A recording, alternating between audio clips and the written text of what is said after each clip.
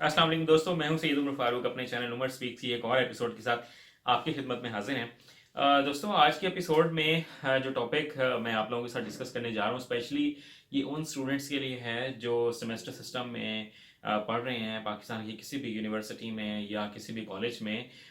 Topic का जो title है वो यही है कि how to get good grades और गुड सीजीपीए और good marks in semester system. इस टॉपिक से रिलेटेड मैं पहले भी अपनी कुछ वीडियोस बहुत डिटेल में बना चुका हूं और आज उसकी एक ये सेकंड एपिसोड है। तो सेमेस्टर सिस्टम से रिलेटेड मेरी आपको एक पूरी प्लेलिस्ट मिल जाएगी और 3 से 4 एपिसोड्स हैं उसकी। उसका लिंक मैं नीचे डिस्क्रिप्शन में डाल दूंगा, अगर आप लोग उसको भी देखना चाहें तो बहुत डिटेल में उनको भी देख सकते हैं और उनसे भी आप बहुत ज़्यादा फ़ायदा उठा सकते हैं। तो वीडियो स्टार्ट करने से पहले मेरे चैनल को जिन लोगों ने अभी तक सब्सक्राइब नहीं किया वो चैनल को सब्सक्राइब कर लें और बेल आइकॉन के बटन को प्रेस करें ताकि मेरी हर आने वाली इन्फॉर्मेटिव वीडियो की अपडेट आप लोगों तक पहुंच सके।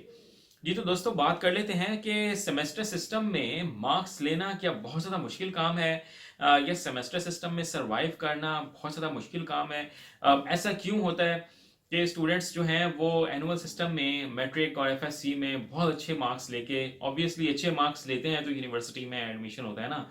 तो जब वो बहुत अच्छे मार्क्स लेके यूनिवर्सिटी में आते हैं तो वो फिर ड्रॉप क्यों हो जाते हैं या फिर इतना ज़्यादा फेलियर का सामना क्यों करते हैं या प्रोबेशन पर क्यों आ जाते हैं फर्स्ट सेमेस्टर में ही, और ऐसा क्यों लगने लग जाता है कि ये स्टूडेंट्स तो पता नहीं कैसे पास आउट होके यहाँ तक पहुंचे हुए हैं। तो हम अपने सिस्टम पे ही क्वेश्चन मार्क्स रेज करना स्टार्ट कर देते हैं कि जनाब ये लोग शायद नकल लगाकर पास होकर आए हैं या पता नहीं कैसे मार्क्स लेकर आ गए हैं। बट सिचुएशन समटाइम्स थोड़ी सी डिफरेंट होती है।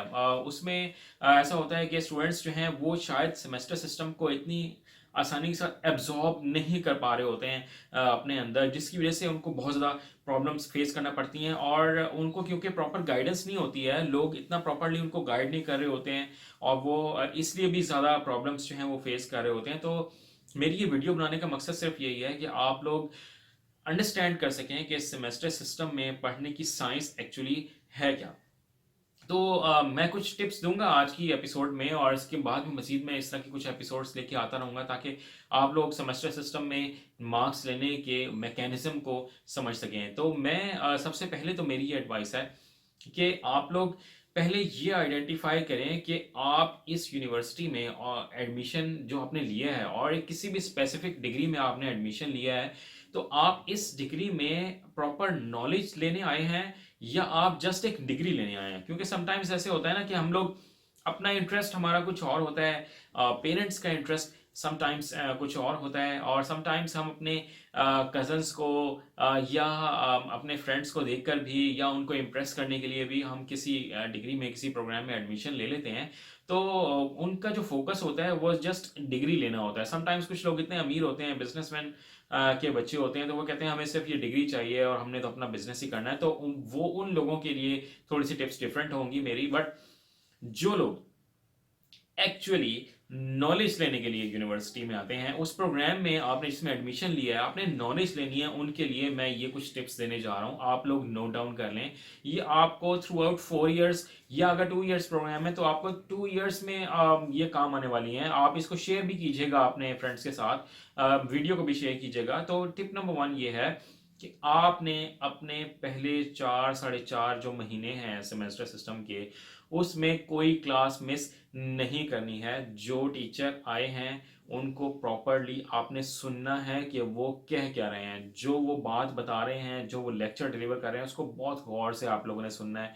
और देखें, टीचर जब कोई लेक्चर डिलीवर कर रहा होते हैं ना, तो उसमें उनकी बहुत सारी बातों में ना कुछ ऐसी चीज़ें होती हैं जिनको हमने पिक करना होता है। समटाइम्स वो बहुत लाइटर मूड में कह देते हैं बहुत इंपॉर्टेंट टॉपिक है जी जो हम इसको डिस्कस करने जा रहे हैं, आप इस बात को अंडरस्टैंड करें। उन्होंने ऐसे ही नहीं कहा कि ये बहुत ज़्यादा इंपॉर्टेंट टॉपिक है, आप उसको नोट डाउन करें कि यही बहुत ज़्यादा इंपॉर्टेंट टॉपिक है। तो आपने अपने नोट्स में, और अगर आप अपने बुक्स पर ही अपने नोट्स बनाते हैं तो उसमें आप उसको अंडरलाइन कर लें, उसको रेड लाइन लगाएं कि ये बहुत ज़्यादा इंपॉर्टेंट टॉपिक है। तो आपने उसको बहुत ज़्यादा गौर से भी सुनना है और उसको बहुत अच्छा प्रिपेयर भी करना है।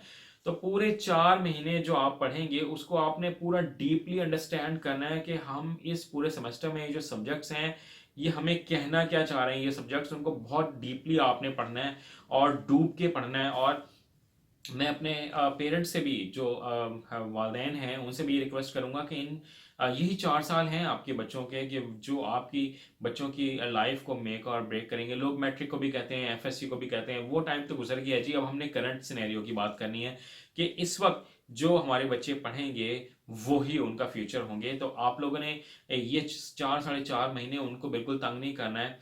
अब बल्कि मैं तो ये कहूँगा 8 सेमेस्टर्स ही उनको तंग ना करें, क्योंकि उनको पढ़ने दें, उनको किसी और एक्टिविटी में न डालें, और किसी और एक्टिविटी से भी अपने बच्चों को बचाएं, क्योंकि आप उनको नहीं प्रोटेक्ट करेंगे, बचाएंगे नहीं, तो बच्चे किसी और तरफ भी जा सकते हैं।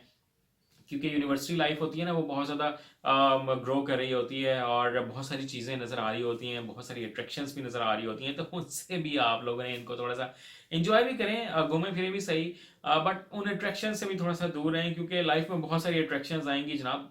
पूरी ज़िंदगी पड़ी हुई है, अल्लाह ताला सबको लंबी ज़िंदगी दे, तो उनसे थोड़ा सा अट्रैक्शन से दूर रहना है, डीपली स्टडी करना है। और जब एग्जाम्स का टाइम आता है उसमें आपने अपने पढ़ने के तरीके को थोड़ा सा चेंज करना है, कि आपने 4 साढ़े 4 महीने बहुत डीपली स्टडी किया है, बहुत बहुत कंसंट्रेशन के साथ आपने पढ़ा है। अब जो एग्जाम्स की प्रिपरेशन का टाइम आ गया है, बिल्कुल नेक्स्ट वीक में अगर आपके एग्जाम्स हैं, तो उसकी तैयारी का तरीका क्या है? उसकी तरीका कार जो एक तो ये है कि एक तो एग्जाम्स को अपने ऊपर हावी ना करें, क्योंकि देखें एग्जाम्स इंसानों ने ही बनाए हैं, एग्जाम्स इंसानों ने ही लेने हैं, एग्जाम्स में जो पेपर्स हो रहे हैं उनको इंसानों ने ही चेक करना है, वो भी आपकी तरह के ही इंसान हैं।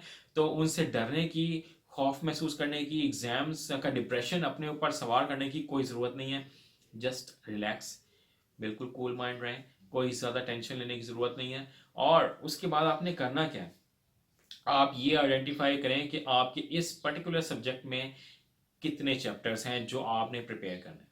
फॉर एग्जाम्पल, वो 5 अगर चैप्टर्स हैं जो आप लोगों ने प्रिपेयर करने हैं, तो उन 5 चैप्टर्स में से हर चैप्टर में आप एटलीस्ट 3 मेजर टॉपिक्स निकालें हर चैप्टर में से, कि ये बहुत ज़्यादा इंपॉर्टेंट है, आप उनको ज़बरदस्त तरीके से प्रिपेयर करें बिफोर 1 वीक ऑफ एग्जाम।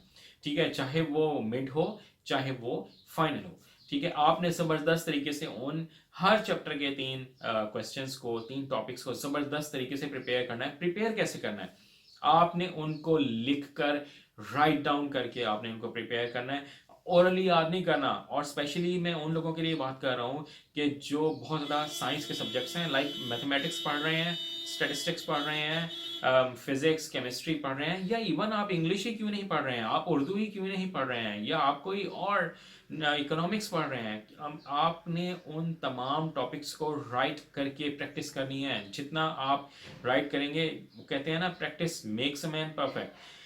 लिख कर तैयारी करने का क्या फ़ायदा होगा कि एक तो आपकी राइटिंग स्किल्स इंप्रूव हो जाएंगी, आपकी राइटिंग थोड़ा सा और बेहतर हो जाएगी। ऑब्वियसली इस एज में आके राइटिंग इंप्रूव नहीं होती है, बट फिर भी आपकी राइटिंग स्किल्स जब इम्प्रूव होंगी तो आपको टाइम मैनेजमेंट आ जाएगी। टाइम मैनेजमेंट के हवाले से भी मैंने वीडियो बनाई हुई है, उसको भी आपको मेरे चैनल पे आप मिल जाएंगी वीडियो, आप वो भी देख सकते हैं। आपने टाइम मैनेज करने में आपको आसानी हो जाएगी कि 4 क्वेश्चन सॉल्व करने हैं या 5 सॉल्व करने हैं, मेरे पास 1.5 घंटे का टाइम है या 2 घंटे का टाइम है, तो मैं इसमें 4 से 5 क्वेश्चन किस तरह से सॉल्व कर सकता हूँ।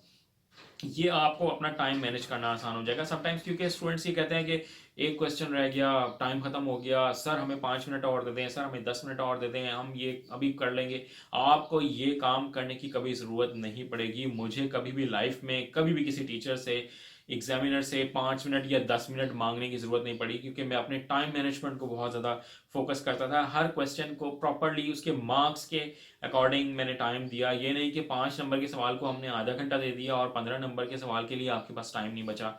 ठीक है, तो आप जब उन 3 टॉपिक्स को बहुत बेहतरीन तरीके से प्रिपेयर करेंगे, तो ये आपकी स्मार्ट वर्किंग आ जाएगी। देखें, ये जो दुनिया है, ये दुनिया अब स्मार्ट वर्कर्स के लिए है, ना कि हार्ड वर्कर्स के लिए। आपने 4 साढ़े 4 महीने हार्ड वर्क कर लिया, अब टाइम है स्मार्ट वर्किंग का। आप स्मार्टली स्टडी करें, स्मार्टली एग्जाम्स की प्रिपरेशन करें, और स्मार्टली पेपर को सॉल्व करेंगे। स्मार्ट पेपर को सॉल्व करने का तरीका क्या है कि जो क्वेश्चन सबसे अच्छा आपको आता है, सबसे पहले आप उसको सॉल्व करें। अपने ऊपर सेल्फ बिलीफ रखें, आपने अपने कॉन्फिडेंस को लो नहीं करना है, आपने कॉन्फिडेंस को हाई करेंगे तब ही आप आगे जा सकते हैं। कॉन्फिडेंस में आपने ओवर कॉन्फिडेंट भी नहीं होना। पेपर को सबसे पहले वो क्वेश्चन सॉल्व करें जो आपको बेहतरीन तरीके से आता है, और उसके बाद आपने मार्क्स के साथ साथ आपने टाइम देना है ताकि आप पेपर को प्रॉपरली सॉल्व कर सकें। ठीक है जी। उसके बाद आपने करना क्या है कि आप जो लोग सिर्फ और सिर्फ डिग्री लेने के लिए आए हुए हैं, ठीक है, आप 4 साढ़े 4 महीने आपने चले कैसे भी गुजारे हों, बट स्मार्ट स्टडी का टाइम आपके लिए भी है।